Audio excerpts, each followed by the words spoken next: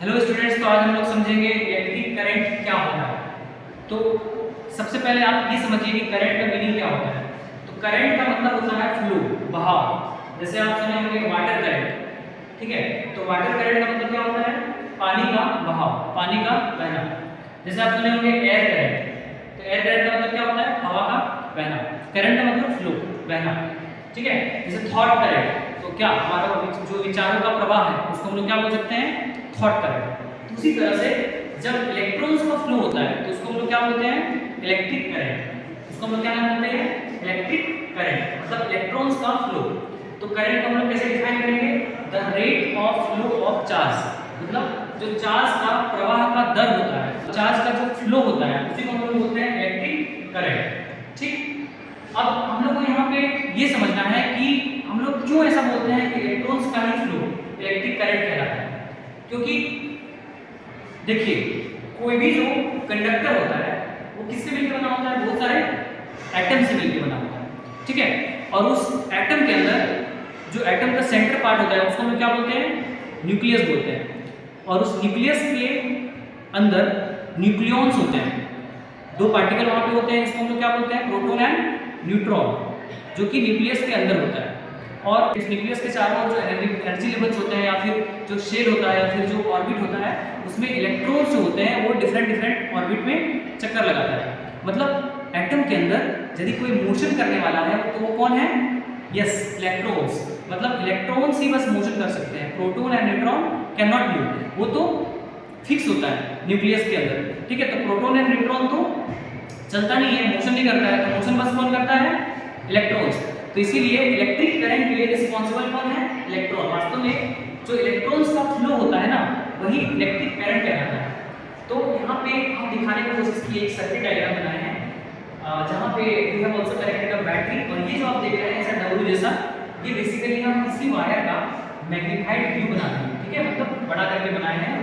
ये जो cylindrical shape का है, जो वायर है सिलिंड्रिकल शेप का है, तो उसी का हम मैग्नीफाइड व्यू दिखाए हैं। और इसके अंदर जो इलेक्ट्रॉन्स है उसका फ्लो को यहाँ पे दिखाने की कोशिश की है कि ये वायर इलेक्ट्रॉन से मिलकर बना हुआ है।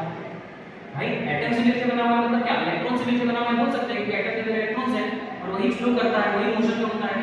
तो करंट के लिए बस इलेक्ट्रॉन का फ्लो ही रिस्पांसिबल होता है, बिकॉज़ प्रोटॉन एंड न्यूट्रॉन तो मूव नहीं कर सकता है। तो यहाँ पे बैटरी से हम लोग कनेक्ट कर देते हैं तो पोटेंशियल डिफरेंस बनता है, जो कि हम लोग आगे पढ़ेंगे। पोटेंशियल डिफरेंस क्या होता है?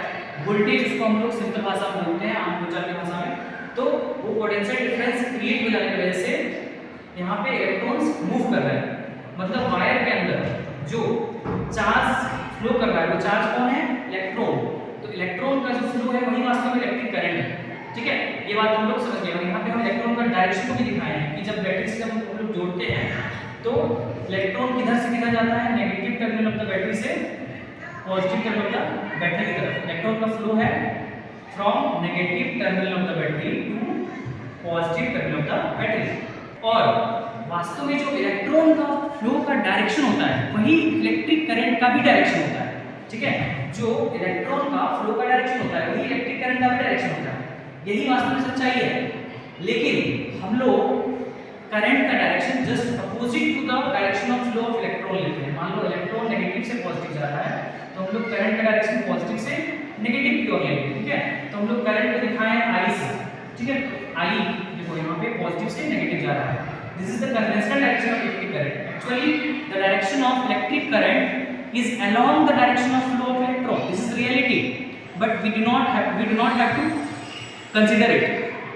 जो एक्चुअल में जो सच्चाई है उसको हम लोग को नहीं मानना है। इलेक्ट्रॉन का फ्लो जो है वही वास्तव में इलेक्ट्रॉन का फ्लो का डायरेक्शन ही वास्तव में इलेक्ट्रिक करंट का भी डायरेक्शन है, बट इसको हम लोग को नहीं मानना है। हम लोग को मानना कौन सा है? जो कन्वेंशनल डायरेक्शन है। कन्वेंशनल डायरेक्शन क्या बोलता है कि जिधर इलेक्ट्रॉन जाएगा जस्ट उसके अपोजिट डायरेक्शन में हम लोग को करंट का डायरेक्शन मानना है, ठीक है। ऐसा क्यों होता है? ऐसा इसलिए होता है क्योंकि हम लोग इलेक्ट्रॉन का डिस्कवरी जब हुआ था उससे पहले से हम लोग मानते आ रहे हैं कि करंट का जो डायरेक्शन होता है वो पॉजिटिव से नेगेटिव होता है। और पहले लोगों को ये लगता था कि करंट वास्तव में पॉजिटिव चार्ज का फ्लो है, ठीक है। बट जब हम लोग को पता चला कि जो चार्ज फ्लो करने के लिए रिस्पॉन्सिबल है, जो इलेक्ट्रिक करंट के लिए रिस्पॉन्सिबल है, वो वास्तव में इलेक्ट्रॉन है और वो नेगेटिवली चार्ज होता है। तो इलेक्ट्रिक हम लोग बोल सकते हैं कि इलेक्ट्रॉन का डिस्कवरी बहुत बाद में हुआ। तो बहुत बाद में हम लोग को ये पता चला कि जो इलेक्ट्रिक करंट के लिए रिस्पॉन्सिबल है वो वास्तव में नेगेटिवली चार्ज पार्टिकल है और वो इलेक्ट्रॉन है। तो जो हम लोग शुरू से मानते आ रहे थे वही मान रहे हैं। तो always we have to remember that जिधर इलेक्ट्रॉन का डायरेक्शन होगा उसके जस्ट अपोजिट डायरेक्शन में हम लोग को करंट का डायरेक्शन को मानना है।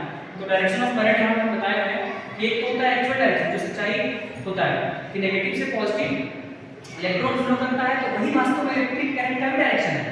The direction of current will be also along the direction of electron, but we do not have to take it. We have to take this direction, conventional direction, जो हम लोग परंपरागत रूप से मानते आ रहे हैं कि इलेक्ट्रॉन यदि नेगेटिव से पॉजिटिव जाएगा तो करंट पॉजिटिव से नेगेटिव जाएगा। इलेक्ट्रॉन यदि राइट से लेफ्ट जा रहा है तो हम लोग करंट डायरेक्शन लेफ्ट से राइट में है, just opposite to the direction of flow of electron. Okay, we have to take the direction of electric current just opposite to the direction of flow of electron. Okay, और साथ ही साथ यहाँ पर बताया हुआ है कि ऐसा इलेक्ट्रिक करंट होता है एम्पीयर। ठीक है, इलेक्ट्रिक करंट का फॉर्मूला क्या होगा? Charge flow upon time taken, जितना पर यूनिट पर सेकंड जितना चार्ज फ्लो हो रहा है अपॉन टाइम। ठीक है, तो I is equal to Q upon T, charge flow upon time taken. और 1 एम्पीयर करंट हम लोग को यदि डिफाइन करने के लिए एग्जाम में आएगा कि व्हाट इज 1 एम्पीयर करंट और what given by 1 ampere current, then how will we define it? We have to define like this कि जब किसी वायर के एरिया ऑफ क्रॉस सेक्शन से, ये हम वायर बनाए हैं सिलिंड्रिकल शेप का वायर, वास्तव में इसको मैग्नीफाई करके आप देखोगे तो किस शेप का होता है? सिलिंड्रिकल शेप का होता है। तो वायर का ये कहलाता है एरिया ऑफ क्रॉस सेक्शन। ठीक है, जैसे मान लो वायर है तो ये वायर है तो ये इसका एरिया ऑफ क्रॉस सेक्शन कहलाता है, ये वाला।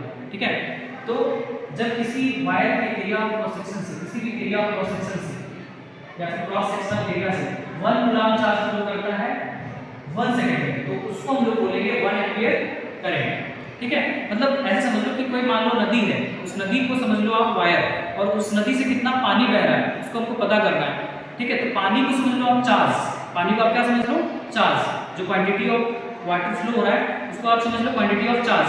तो कितना पानी फ्लो हो रहा है, मान लो यूनिफॉर्म रेट से हो रहा है, तो कैसे पता करेंगे कि 1 सेकंड में यदि हम किसी पार्टिकुलर पॉइंट से जितना पानी फ्लो हो रहा है, यदि यूनिफॉर्म रेट से पानी फ्लो होगा तो 1 सेकंड में यदि हमको पता चले कि कितना पानी बह रहा है, तो क्या हम निकाल सकते हैं 1 घंटा में कितना पानी गया?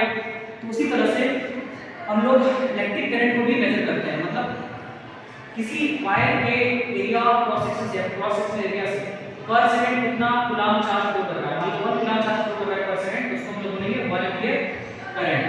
How will we define it? If 1 coulomb charge flows or passes through any cross sectional area of a wire in 1 second, then current is said to be 1 ampere.